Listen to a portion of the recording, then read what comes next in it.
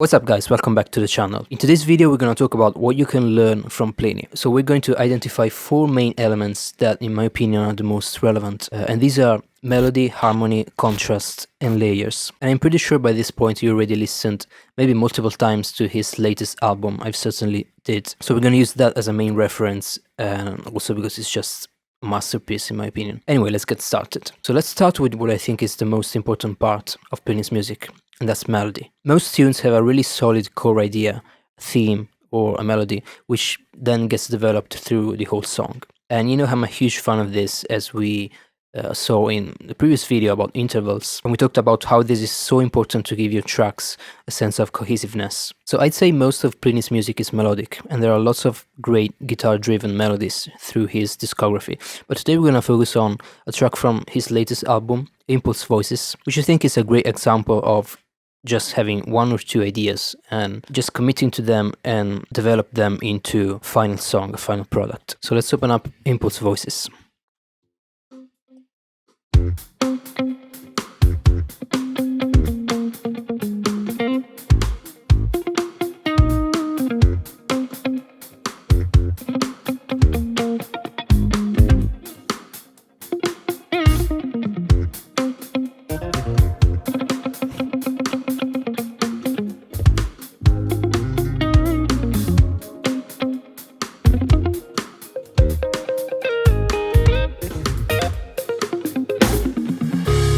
That's the main theme, right? It's kind of a simple idea, but it's really interesting as far as the construction or the little variations that you hear. So then at this point we have a development of this theme with a different chord progression.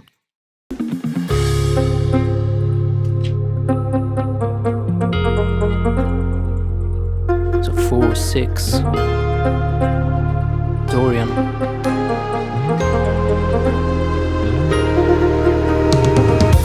Okay, let's check out what's going on as far as chords. So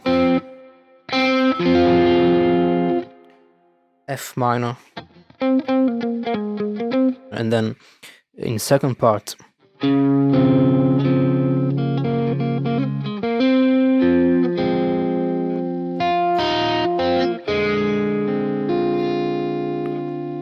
D half diminished to get like that Dorian vibe. And then I think basically just E in the bass. So I guess F minor major 7, something like that. And then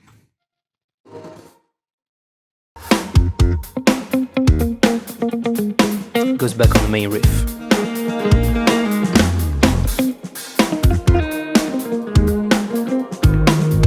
Still the main idea. And now we have actually a second idea, which it still feels like connected to the first one. It's just obviously to make the song move further.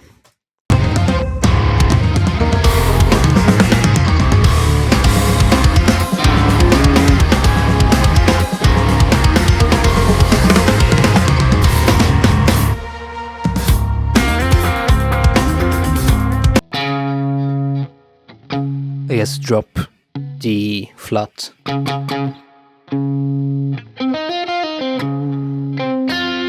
Notice how he used again the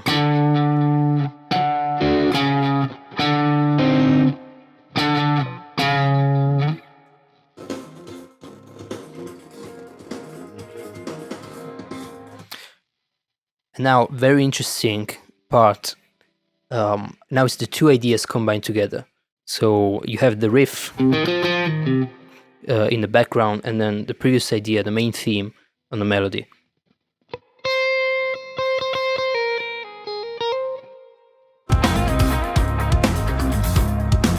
With this like ambient guitar part. Super interesting. It's crazy. Listen to the drums.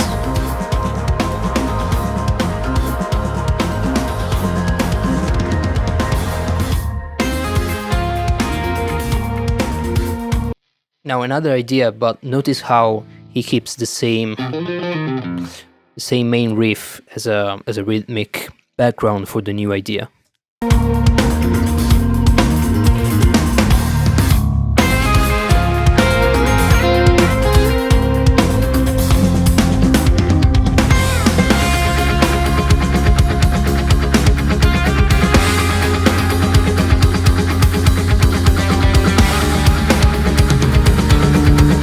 Again, Dorian.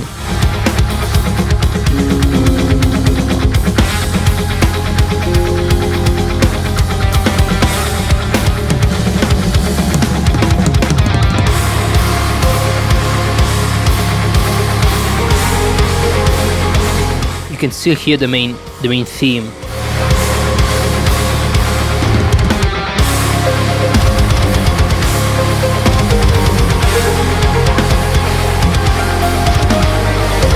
Again, new riff, and then the main idea in the melody. Now it changes.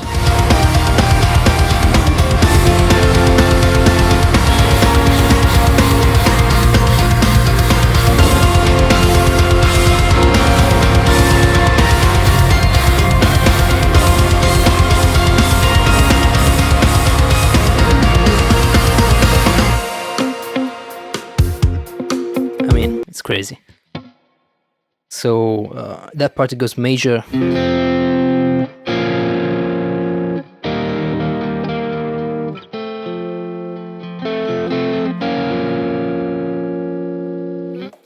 The drums are just amazing, unbelievable.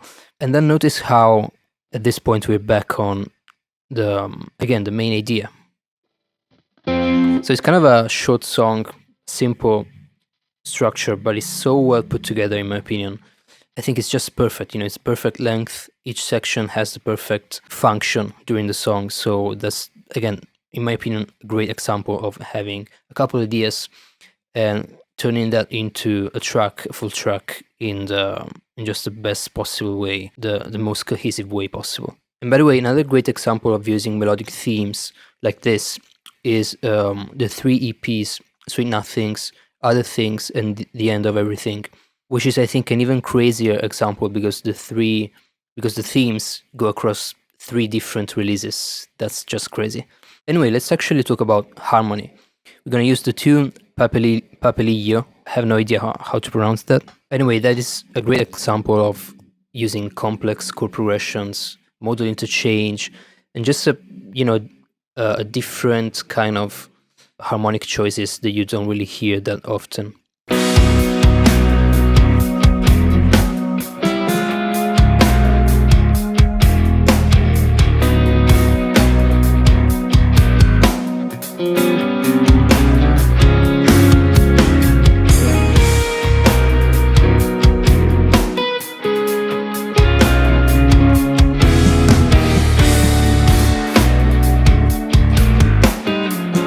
Like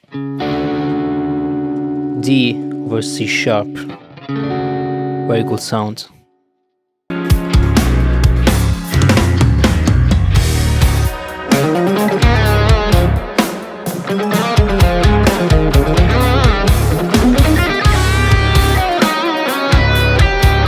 That sounds like Lydian dominant.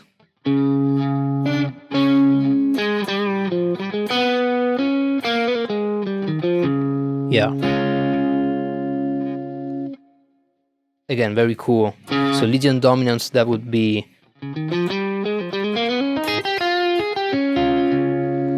basically A flat melodic minor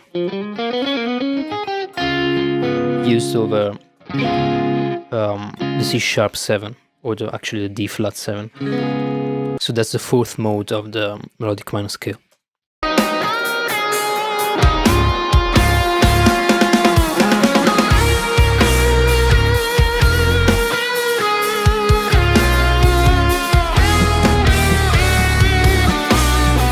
Again, the D major, back on C sharp.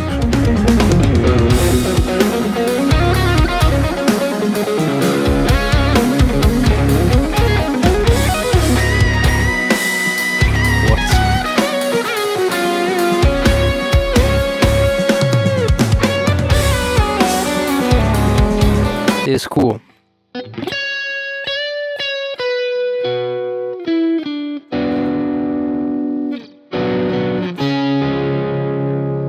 So that was like B minor.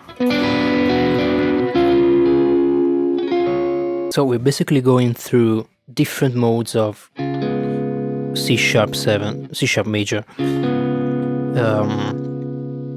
So really like a modal interchange. So we're taking B minor actually in this case from F sharp harmonic minor scale. So that would be like Phrygian dominant.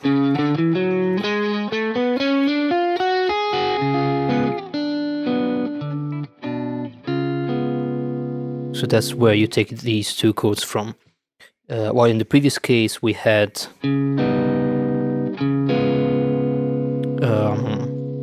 Lydian dominant.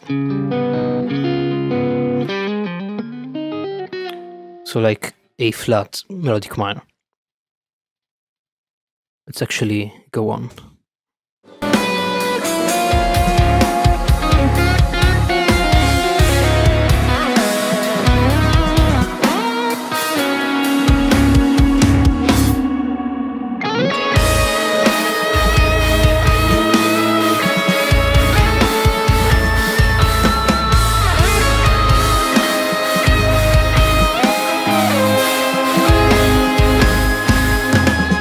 Super interesting.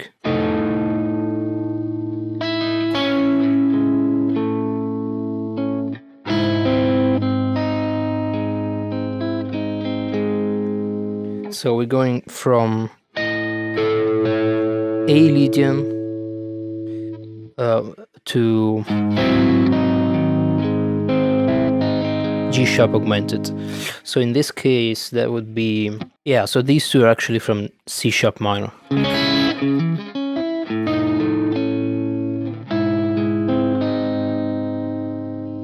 Again, modal interchange. We were coming from C sharp 7 and now basically we're going to C sharp natural minor. On A though, Lydian.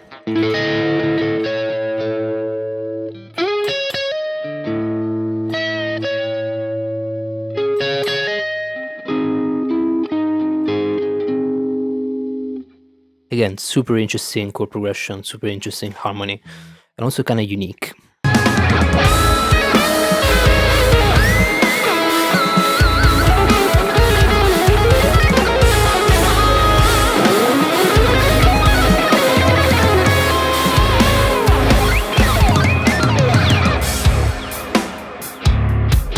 Of course, some shred sounded like.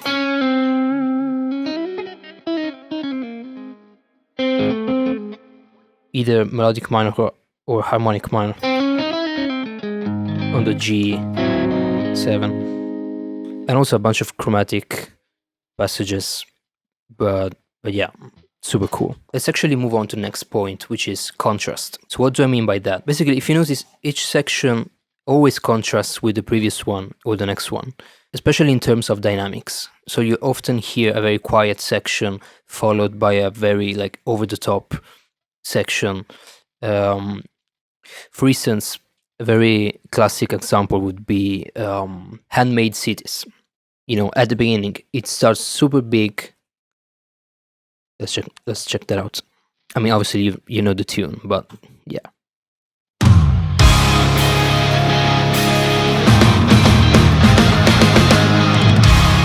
Starts right into it with the main riff.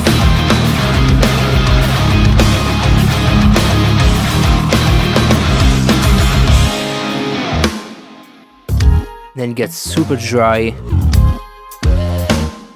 just bass and drums and some chords.